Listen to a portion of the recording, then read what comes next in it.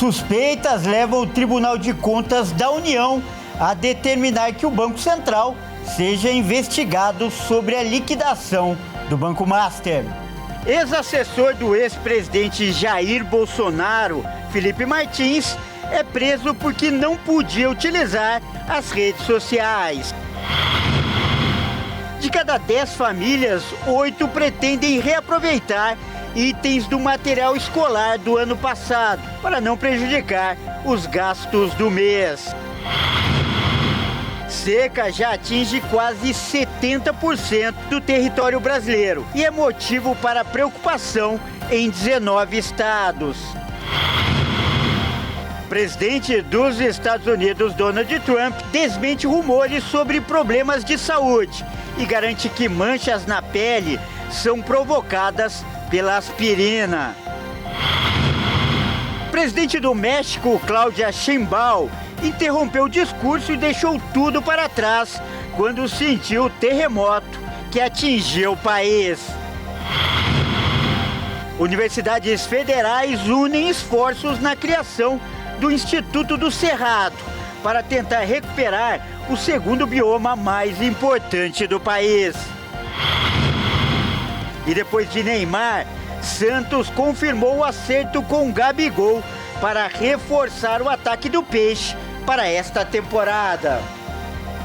A partir de agora, no Jornal das 22.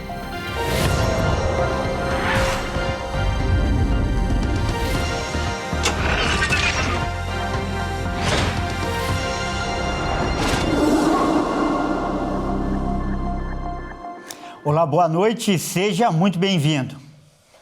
O Tribunal de Contas da União informou nesta sexta-feira que vai fazer uma análise nos documentos sobre a liquidação do Banco Master, feita pelo Banco Central. De acordo com o TCU, o objetivo é saber se o órgão regulador agiu dentro de suas competências legais.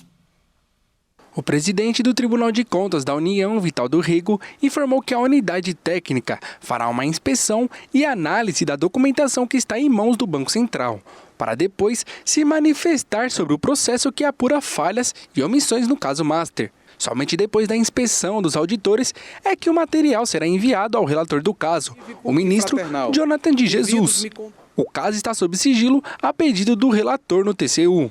Ele disse que o processo segue em ritmo normal, mesmo no período de recesso, por conta da análise da documentação. Vital do Rego relatou que todas as secretarias do tribunal têm plantonistas apostos para tratar de qualquer situação de emergência. O próprio relator, por meio da assessoria de imprensa do TCU, já havia informado que o relatório entregue pelo Banco Central no dia 30 de dezembro seria analisado pela unidade técnica do Tribunal de Contas da União antes do seu parecer. Na prática, essa sinalização do relator aponta que ele deve esperar um levantamento da área técnica antes de tomar uma decisão.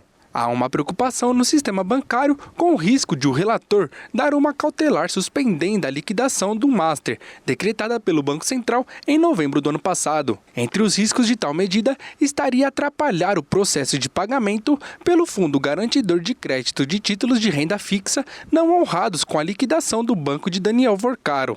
O Tribunal de Contas da União faz o que é tecnicamente chamado de análise de segunda ordem para verificar se o órgão regulador agiu dentro das competências dele e, no máximo, se aquela decisão atende ao critério de razoabilidade. Não caberia ao TCU avaliar qual é a melhor decisão regulatória a ser tomada. Apesar da polêmica em torno do alcance do poder de interferência do TCU no caso, a avaliação de ministros mais influentes do tribunal é que não há votos suficientes hoje para a aprovação de uma reversão da liquidação do Master.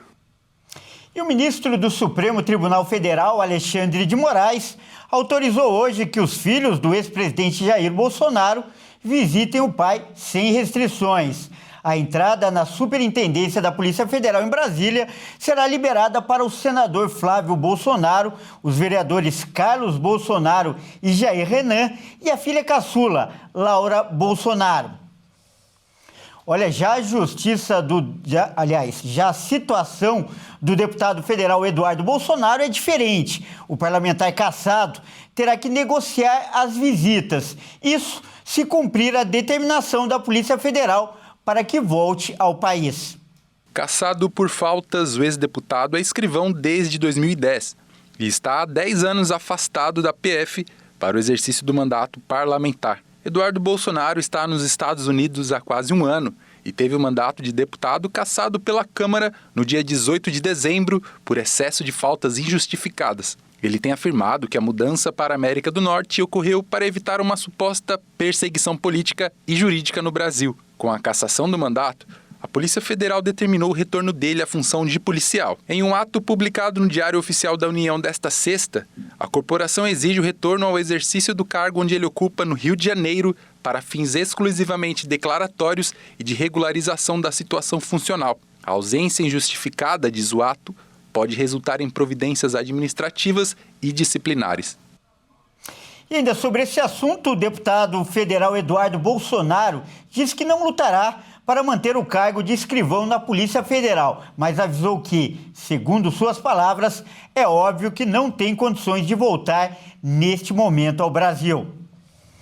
Olha aí, a Secretaria de Administração Penitenciária informou que quase 260 presos não voltaram para o presídio após a saidinha de Natal. Entre os fugitivos, 5 são considerados de alta periculosidade e ligados ao Comando Vermelho, facção criminosa do Rio de Janeiro. A fuga representa quase 14% do total dos detentos que receberam o benefício. Entre os beneficiados constavam ainda policiais e milicianos que não voltaram às unidades prisionais em 30 de dezembro, como foi o combinado. E segundo a legislação, têm direito à saída temporária os presos em regime semiaberto que não cometeram crimes violentos e cumpriram uma parte da pena. E o vice-diretor do Instituto de Energia da Universidade de São Paulo revelou hoje que os homens que entraram no laboratório da USP, isso aconteceu na virada do ano, levaram programas desenvolvidos pelos pesquisadores.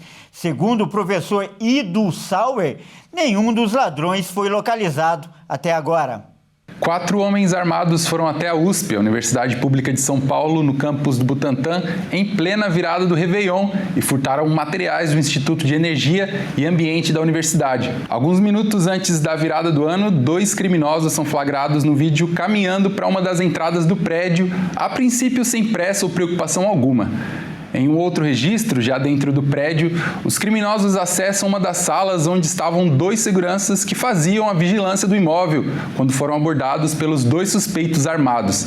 Enquanto os vigilantes eram mantidos sob ameaça, outros 2 integrantes do grupo chegaram ao local em uma van. Os criminosos levaram cerca de 80 metros de cabos plásticos, 8 bobinas de fios de cobre e também os celulares das vítimas antes de fugirem.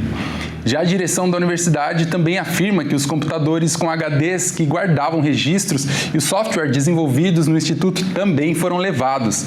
As imagens revelam que eles chegaram ao local minutos antes da meia-noite e fugiram logo após a virada do ano. De acordo com a Secretaria de Segurança Pública, os vigilantes não sofreram nenhum tipo de ferimentos e nenhum dos criminosos foram identificados até o momento. E pelo menos 11 pessoas morreram após a colisão entre um ônibus e um caminhão hoje de manhã no quilômetro 491 da BR-116 em Pelotas, no Rio Grande do Sul.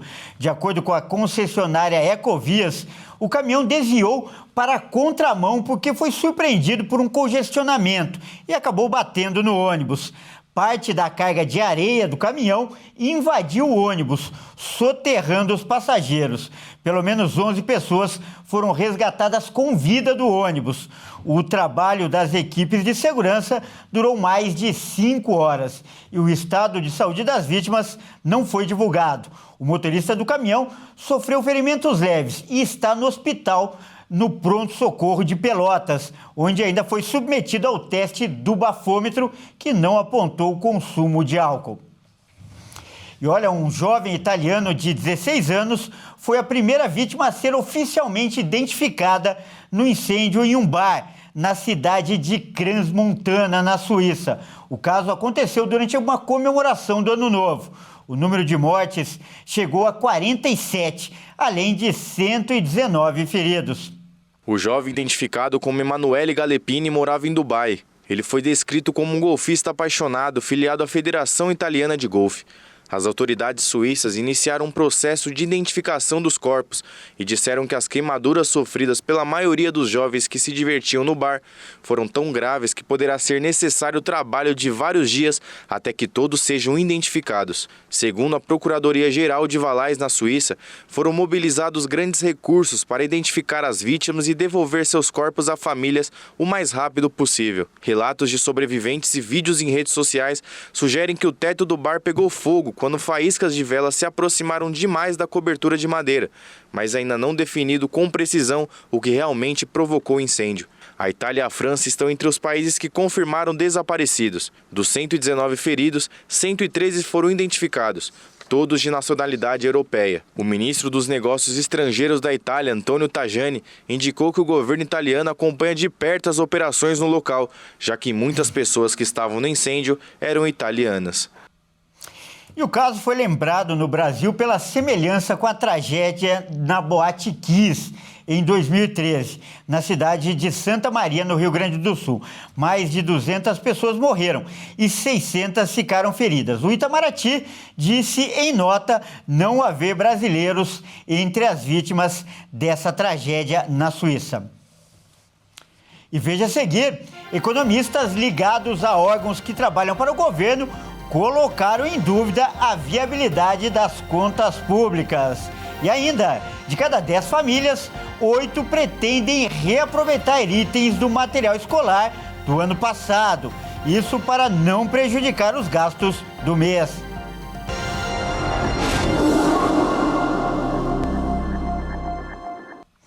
E a política fiscal do atual governo está sendo questionada por economistas que fazem parte da própria máquina pública. Com tantos gastos sem controle, pode faltar dinheiro para despesas do dia a dia. Os responsáveis pela administração do país negam que isso esteja acontecendo. 2 órgãos públicos de referência em análise econômica e fiscal alertam sobre a política de gastos do governo federal. Em relatórios de fim de ano, o IPEA, ligado ao governo, e a instituição fiscal independente vinculada ao Senado avaliam que o atual modelo de despesas pode se tornar insustentável no médio prazo. Os estudos reconhecem que desde 2023 houve melhora na renda do trabalho e no bem-estar da população. Ainda assim, apontam que o crescimento contínuo das despesas acima das receitas tem provocado um aperto cada vez maior no funcionamento da máquina pública. Segundo os relatórios, faltam recursos para despesas básicas do dia a dia do governo, como manutenção de rodovias federais, serviços administrativos e até a emissão de documentos, como passaportes. Isso ocorre mesmo após o aumento da arrecadação de impostos promovido pelo governo, especialmente no ano passado. Os técnicos alertam que, se esse desequilíbrio persistir, o país pode enfrentar mais adiante uma crise fiscal com reflexos negativos sobre a atividade econômica, o emprego e a renda da população. Um cenário semelhante ao observado no fim de 2015 durante o governo Dilma Rousseff, quando a dívida pública cresceu rapidamente. De acordo com as projeções, a relação entre dívida e PIB deve continuar subindo no atual mandato do presidente Lula, o que mantém o tema no centro das preocupações de economistas e do mercado. Segundo o Ministério da Fazenda, o governo segue cumprindo as regras do arcabouço fiscal e as metas estão sendo respeitadas. Em nota, a pasta disse que a expressão crise fiscal é inadequada e destacou que a meta de resultado primário foi alcançada em 2024. A Fazenda também afirmou que o déficit primário acumulado neste governo tende a ser significativamente menor do que o registrado na gestão anterior. O relatório do IPEA aponta fatores estruturais que pressionam os gastos. Um deles é a política de valorização do salário mínimo, que garante aumento acima da inflação. Como a maioria dos benefícios previdenciários é atrelada ao piso nacional, qualquer reajuste tem impacto direto nas despesas da Previdência, hoje o maior gasto do governo. Outro ponto citado é a mudança nas regras para os investimentos em saúde e educação, que voltaram a crescer conforme a arrecadação e não mais apenas pela inflação. Na prática, quando a receita sobe, essas despesas também aumentam automaticamente. O IPEA também chama atenção para o aumento dos gastos, que estimula a economia, mas pode pressionar a inflação e levar à manutenção de juros elevados por mais tempo. Com a taxa básica em 15% ao ano, o custo dos juros da dívida pública segue alto e consome uma fatia relevante do orçamento. Outro problema destacado é a redução do espaço para as chamadas despesas discricionárias, aquelas que o governo pode decidir como usar. Esse dinheiro é fundamental para manter o funcionamento cotidiano da administração pública e vem encolhendo ao longo dos anos. Já a instituição fiscal independente adota um tom ainda mais crítico. O órgão avalia que o arcabouço fiscal aprovado em 2023 foi sendo flexibilizado nos anos seguintes, com exceções e ajustes que reduziram sua eficácia. Segundo a IFI, essas mudanças enfraquecem o controle dos gastos e dificultam o esforço para conter o avanço da dívida pública. E o governador Cláudio Castro, do PL, formalizou um pedido para que o Rio de Janeiro passe a fazer parte do PROPAG, o programa de pleno pagamento de dívidas dos estados. O Rio de Janeiro tem 227 bilhões de reais para pagar ao governo federal. Atualmente, o estado está no regime de recuperação fiscal, mas continua enfrentando dificuldades para ajustar as contas. A intenção é que, ao aderir ao PROPAG, sobre dinheiro para manutenção de serviços essenciais e até para investimentos. Mas o governador ainda vai querer reduzir os juros cobrados no atual programa de refinanciamento das dívidas. O valor é reajustado pela taxa da inflação, mais 4% ao ano. O governador carioca quer tirar esses 4% do caminho. E olha só, de cada 10 famílias, 8 pretendem utilizar tudo o que puderem, do material escolar do ano passado. Isso para não terem problemas com as contas dos próximos meses. A dificuldade foi revelada por uma pesquisa sobre como as pessoas são obrigadas a dar um jeitinho para conciliar os gastos extras. Os gastos com material escolar afetam o orçamento de 88% das famílias brasileiras. É o que aponta uma pesquisa do Instituto Locomotiva, em parceria com a Question Pro.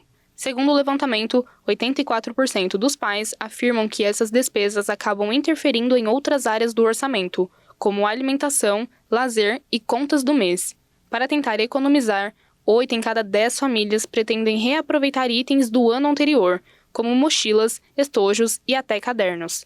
A pesquisa também revela que 45% dos consumidores ainda preferem comprar o material em lojas físicas e 90% dizem pesquisar preços em diferentes estabelecimentos antes de fechar a compra.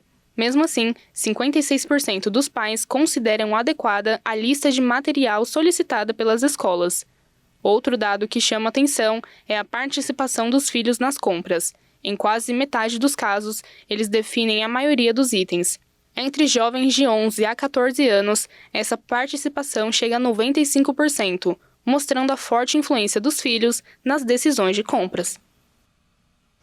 E os negócios no mercado financeiro do Brasil destoaram do resto do mundo no primeiro pregão do ano. Lá fora, as ações de tecnologia impulsionaram todos os negócios. Aqui, valeu mais as cautelas com o cenário eleitoral e os ajustes técnicos, quase sempre feitos depois de um período de feriado.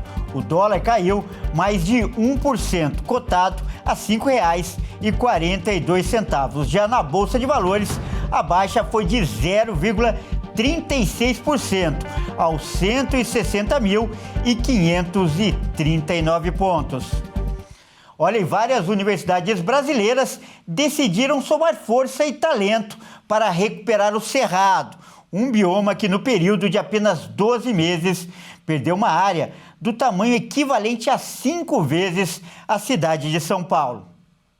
Universidades brasileiras anunciaram a criação do Instituto Nacional do Cerrado, iniciativa que busca articular e fortalecer pesquisas científicas voltadas ao desenvolvimento sustentável do segundo maior bioma do país. A proposta é reunir pesquisadores, dados e projetos que ajudem a ampliar o conhecimento sobre o Cerrado e subsidiem políticas públicas de preservação e uso responsável do território. O Instituto terá sede provisória na Universidade de Brasília. Professores de ecologia especializados no bioma destacam que o Cerrado reúne alguns dos principais desafios ambientais da atualidade, funcionando como um verdadeiro termômetro das transformações climáticas e sociais em curso no Brasil. Para os pesquisadores, compreender a região é fundamental para enfrentar problemas que já impactam diretamente a vida da população. Segundo os especialistas, os efeitos das mudanças climáticas já são perceptíveis, somados ao avanço acelerado do desmatamento e da conversão de áreas naturais em lavouras e pastagens. Esse processo intensifica conflitos socioambientais e provoca impactos diretos na segurança alimentar, hídrica e energética, uma vez que o Cerrado abriga nascentes que alimentam grande parte das bacias hidrográficas do país. Dados recentes mostram a dimensão da pressão sobre o bioma. Entre agosto de 2024 e julho de 2025, foram perdidos 7.235 quilômetros quadrados de vegetação nativa. Embora seja o menor índice dos últimos 5 anos, a área devastada equivale a quase 5 vezes o tamanho da cidade de São Paulo, evidenciando a urgência de ações coordenadas de proteção. Considerado a savana mais biodiversa do mundo, o Cerrado ocupa posição estratégica para o equilíbrio ambiental do Brasil, mas também é uma das principais fronteiras do agronegócio. O Instituto Nacional do Cerrado foi criado como associação civil e lançado com o apoio de reitores e pesquisadores de 19 universidades. A expectativa inicial era que a entidade fosse instituída pelo governo federal no âmbito do Ministério da Ciência, Tecnologia e Inovação, mas a falta de recursos levou a comunidade acadêmica a viabilizar o projeto de forma independente. E veja a seguir, seca já atinge quase 70% do território brasileiro e é motivo para preocupação em 19 estados. E a presidente do México, Claudia Sheinbaum, interrompeu um discurso e deixou tudo para trás quando sentiu o terremoto que atingiu o país.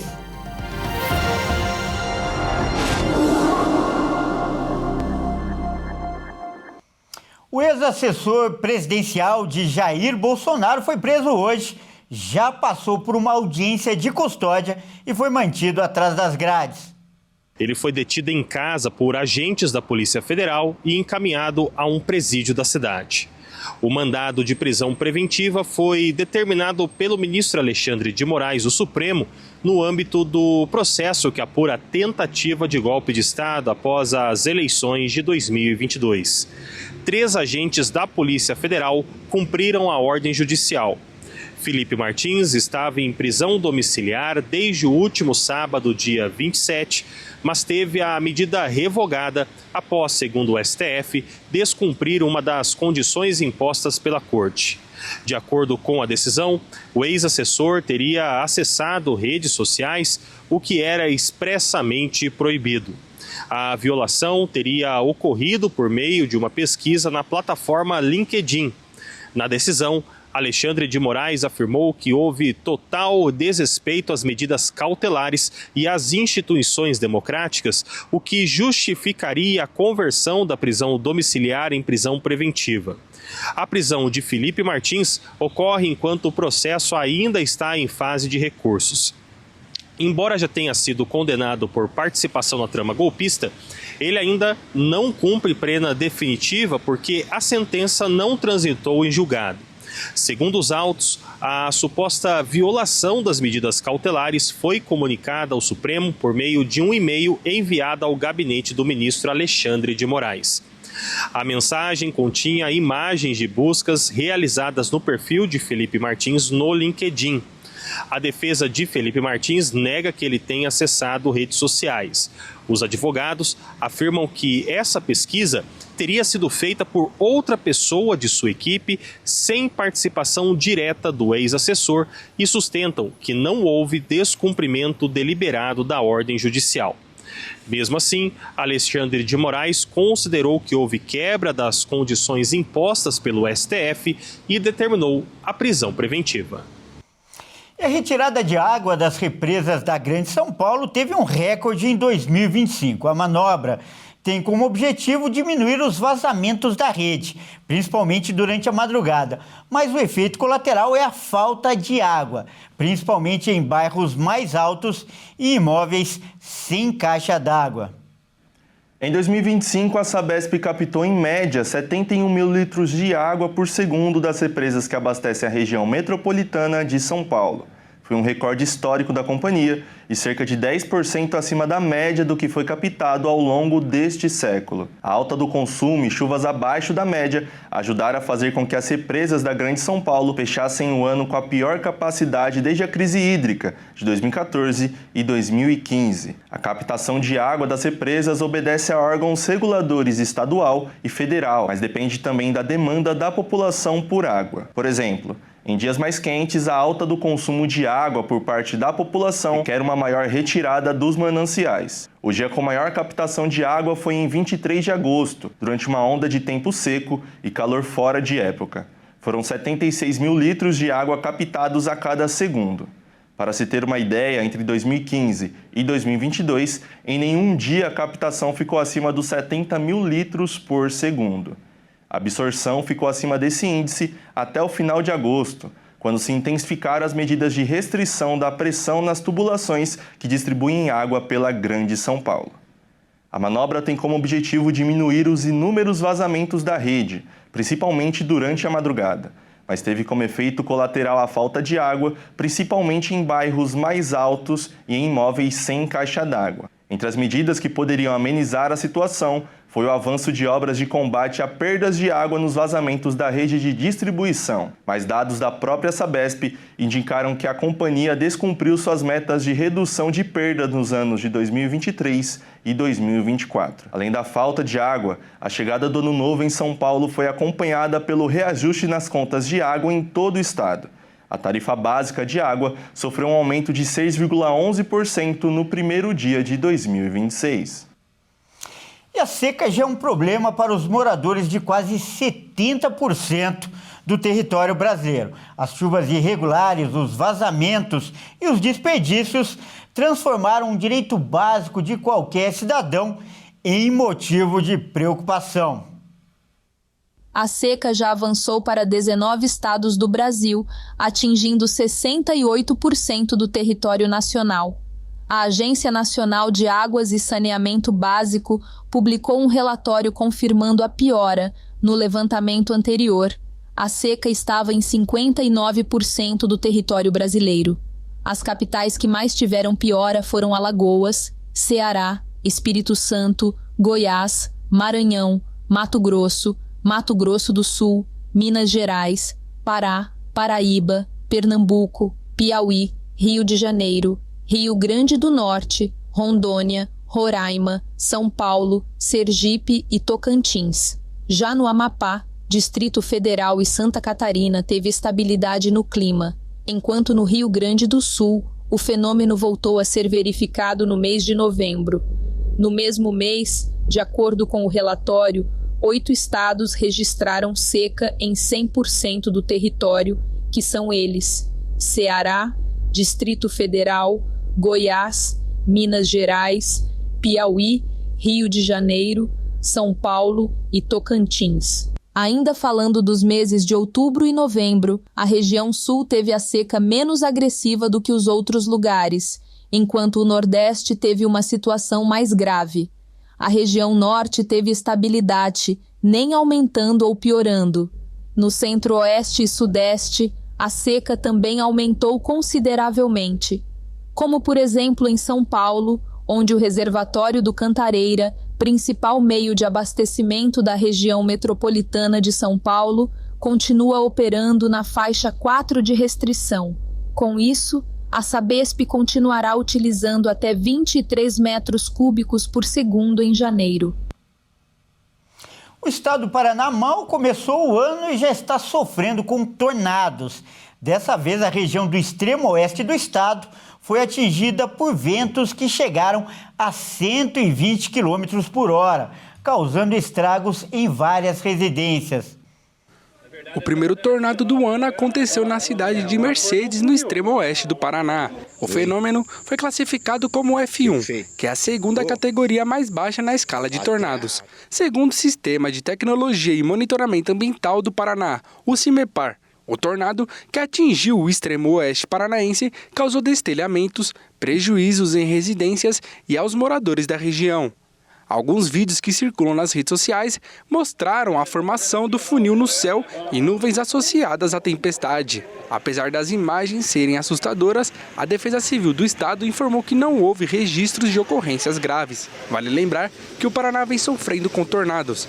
Em novembro, o estado foi atingido por ventos que ultrapassaram os 250 km por hora, sendo classificado como categoria 4, o mais intenso já registrado. Outros 2 foram confirmados em mais 2 cidades, provocando 7 mortes, segundo a Secretaria Estadual de Saúde. De acordo com especialistas em climatologia, o Paraná está entre as regiões mais propensas à formação de tornados em todo o mundo.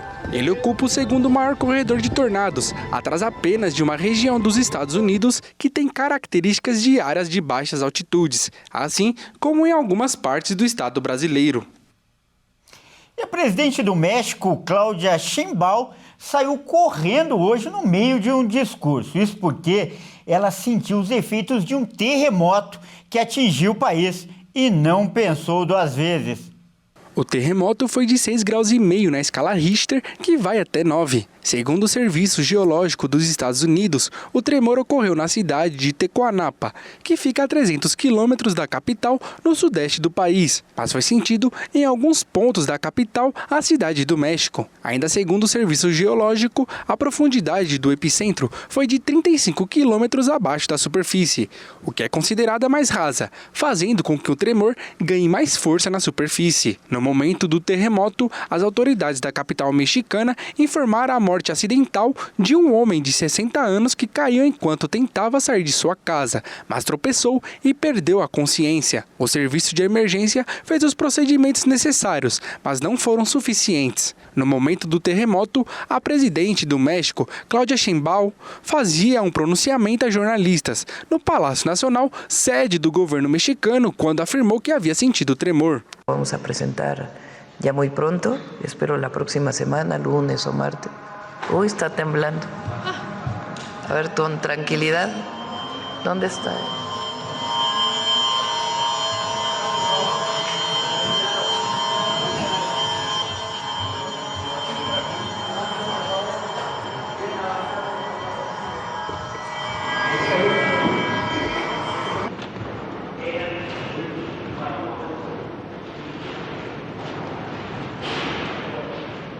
Após todo o incidente, a presidente mexicana informou que até o momento do alerta não havia registros de danos materiais nas áreas afetadas pelo terremoto. Inclusive, as autoridades do país continuam monitorando toda a região sudeste onde aconteceu o epicentro do terremoto. E veja a seguir, o presidente dos Estados Unidos, Donald Trump, desmente rumores sobre problemas de saúde e garante que manchas na pele são provocadas pela aspirina. E depois de Neymar, Santos confirma o acerto com Gabigol para reforçar o ataque do Peixe para esta temporada.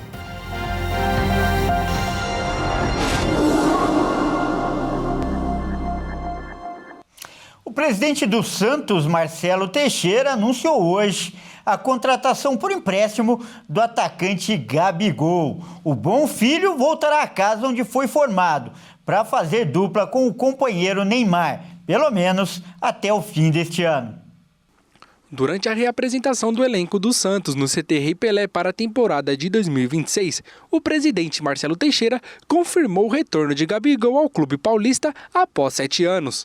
Nós estamos esperando para exames médicos de rotina. É importante que o Gabriel tenha uma identidade com o clube e ele sempre demonstrou, pelo menos desde o ano passado, em dezembro até agora, essa vontade dele de retornar à sua casa. É um jogador identificado, é um jogador que, ao demonstrar essa sua vontade de retornar, a gente percebe também que ele está concentrado, está preparado, determinado para estar também ajudando, né, num ano que será muito desafiador, um ano difícil, de muitas competições, um calendário diferente. A negociação avançou com uma exigência do Santos. Tanto o Cruzeiro, onde Gabigol estava jogando, como o Santos vão pagar metade do salário de mais de 2,5 milhões de reais por mês.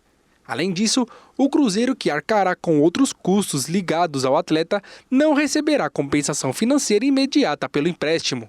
O contrato prevê a possibilidade de compra ao final do vínculo, mas os clubes não divulgaram os valores. Para o empréstimo ser confirmado, foi colocado como condição que Gabigol não jogue contra a equipe mineira. Além disso, a presença de Tite no Cruzeiro praticamente eliminou as chances do atacante permanecer em Minas Gerais. O técnico e o jogador não tiveram uma boa relação nos tempos de Flamengo. A diretoria do Santos, que busca equilibrar as finanças para 2026, viu na divisão salarial a condição ideal para fechar o negócio. A venda de jogadores como Guilherme, que está sendo negociado com um time dos Estados Unidos, deverá ajudar a abrir espaço na folha de pagamentos. Formado nas categorias de base do clube, Gabigol voltará para o time onde brilhou. Foram 210 jogos, 84 gols e 13 assistências em sua primeira passagem. O atacante coleciona marcas importantes pelo Peixe, entre elas a artilharia do Brasileirão de 2018 e o bicampeonato paulista em 2015 e 2016. Gabigol também entrou para a história ao anotar o gol número 12.000 do clube em 2014 na Vila Belmiro. E o Irã enfrenta uma onda de protestos contra a crise econômica, que já deixou 7 mortos. O presidente dos Estados Unidos, Donald Trump, diz que está pronto para intervir no país.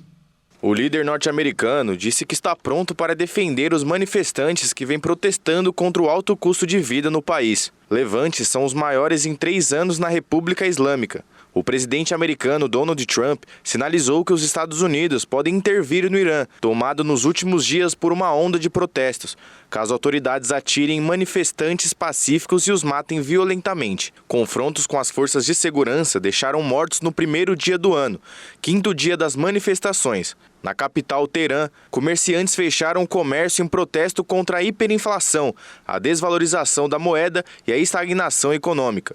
Em seguida, as manifestações se espalharam para as universidades e outras partes do país. O Irã sofre há anos com a inflação descontrolada de produtos básicos e a desvalorização crônica de sua moeda, o rial. Em dezembro, os preços subiram em média 52% em relação ao ano anterior, segundo o Departamento Central de Estatísticas. Os Estados Unidos e o Irã são rivais desde a Revolução Islâmica de 1979 e não mantêm relações diplomáticas formais. O Irã apoia diferentes grupos envolvidos em conflitos no Líbano, Iraque e Iêmen. Em junho, as forças militares americanas se posicionaram ao lado de Israel ao bombardear instalações nucleares do Irã. Os governos americano e israelense acusam o Irã de querer construir uma bomba nuclear, o que o regime de Teherã nega. Em Teherã, centro político e econômico do país, a preocupação com o futuro vem afetando parte dos moradores há vários anos. O Irã já enfrentou repetidas expressões de insatisfação popular nas últimas décadas. O governo costuma sufocar protestos com medidas de segurança rigorosas e prisões em massa, mas os problemas econômicos podem tornar as autoridades mais vulneráveis agora. Os protestos dessa semana são os maiores em 3 anos, desde as manifestações nacionais desencadeadas pela morte da jovem Gina Mahsa Amini, sob custódia da polícia, que paralisaram o Irã por semanas no fim de 2022. À época, grupos de direitos humanos relataram centenas de mortos e presos. Em meio a dúvidas levantadas sobre a saúde de Donald Trump, ele afirmou nesta sexta-feira que foi bem no teste cognitivo ao qual foi submetido. Os rumores sobre a saúde do presidente dos Estados Unidos surgiram por causa de hematomas em suas mãos. O jornal Wall Street Journal publicou na última quinta-feira uma entrevista com Trump, que aos 79 anos é a pessoa de mais idade a assumir a presidência dos Estados Unidos. Na conversa, o presidente culpou a aspirina pelo aparecimento de grandes hematomas em sua mão direita, que normalmente cobre com curativos ou maquiagem.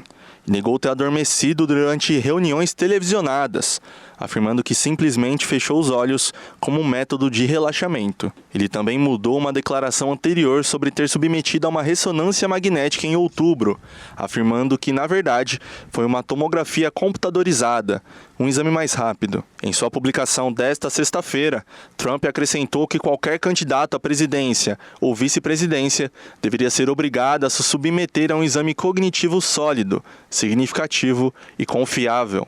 Durante a entrevista, o presidente norte-americano admitiu que toma aspirina mais do que deveria. Em abril, seu relatório médico indicava que ele estava tomando medicamentos para o colesterol. Donald Trump, que atacou implacavelmente o seu rival democrata Joe Biden na última campanha presidencial, em 2024, retratando-o como gagá, se autoelogia regularmente pelo seu excelente desempenho cognitivo. As temperaturas recordes em 70 países tornaram o ano passado como o mais quente da história. Mas não foi só isso. Não faltaram eventos extremos no clima. Mesmo assim, foram registrados avanços na luta pelo meio ambiente. A velocidade de crescimento da capacidade de energia renovável vem aumentando em 80% dos países. As renováveis, como energia solar, eólica, hidrelétrica, biomassa, geotérmica e energia oceânica, deixaram de ser uma escolha movida por preocupações ambientais para se tornarem a opção mais barata e segura. O setor foi eleito pela primeira vez pela revista Science como o avanço científico mais importante de 2025. E não é para menos. Segundo o relatório Global Electricity Mid-Year, publicado em outubro pela Think Tank Amber, as renováveis alcançaram 34,3% da matriz energética global no primeiro semestre, superando pela primeira vez o carvão como a principal fonte de eletricidade do planeta, que ficou 33,1%. As instalações solares cresceram 64%. A China lidera essa transformação. A capacidade eólica e solar do gigante asiático representa quase o dobro da soma global. O país é o maior emissor mundial de gases do efeito estufa, que contribuem para as mudanças climáticas. Mas Pequim também investiu fortemente em energias renováveis nos últimos anos e prevê atingir o pico de emissões até 2030 e a neutralidade de carbono em 2060. Outros países também têm conquistado avanços graças à energia eólica, comprovando o potencial das renováveis. O Reino Unido, por exemplo, está avançando em relação à forma de armazenar energia limpa quando o vento não sopra ou quando o sol está encoberto.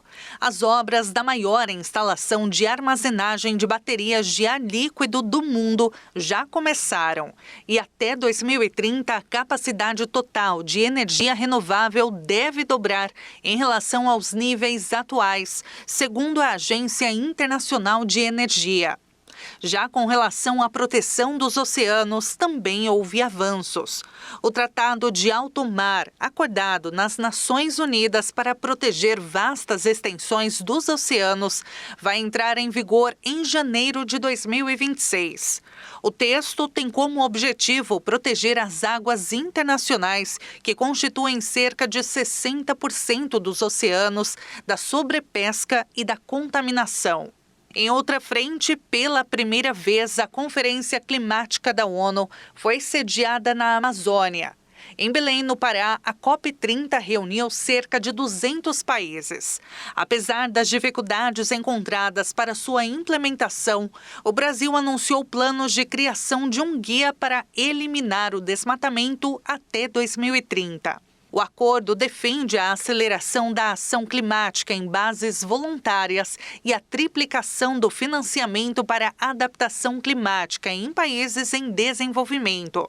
Também estabeleceu o Fundo Florestas Tropicais para Sempre, uma plataforma de financiamento para proteger áreas de floresta existentes.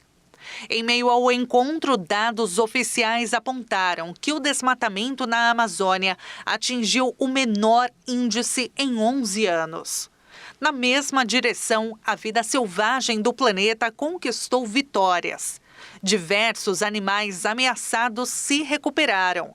Espécies de tartarugas foram resgatadas à beira da extinção e recuperadas graças a décadas de trabalhos de conservação e investimento na biodiversidade. Na Índia, onde se concentra 75% dos tigres do mundo, o número desses animais dobrou em pouco mais de 10 anos, atingindo 3.600 indivíduos. Neste ano, os povos indígenas foram formalmente reconhecidos pelas Nações Unidas como líderes de proteção e guardiões do planeta. Na COP16 da Biodiversidade da ONU, realizada em fevereiro, os povos indígenas receberam voz oficial na tomada de decisões sobre a conservação ambiental. A COP30 também serviu de plataforma para os povos indígenas, principalmente depois que um grupo de indígenas e ativistas confrontou seguranças na entrada para exigir que suas vozes fossem ouvidas, e tiveram a maior delegação na história das COPs. Os protestos deram resultado. A ministra dos Povos Indígenas do Brasil, Sônia Guajajara, e a presidente da Fundação Nacional dos Povos Indígenas, Joênia Wapichana, assinaram um documento que define os limites das terras para 10 novos territórios indígenas, localizados em 7 estados e abrangem povos como os Munduruku, Tupinambá, Guarani, Kaiowá e Pataxó. E no estado americano da Califórnia, biólogos observaram salmões nadando livremente no rio Klamath. Após décadas de lutas de tribos indígenas e organizações ambientais pela remoção de 4 represas hidrelétricas que passaram décadas poluindo gravemente, o rio voltou a fluir e a população dos peixes foi recuperada. Essa edição fica por aqui. Muito obrigado pela sua companhia. Uma ótima noite e um ótimo fim de semana.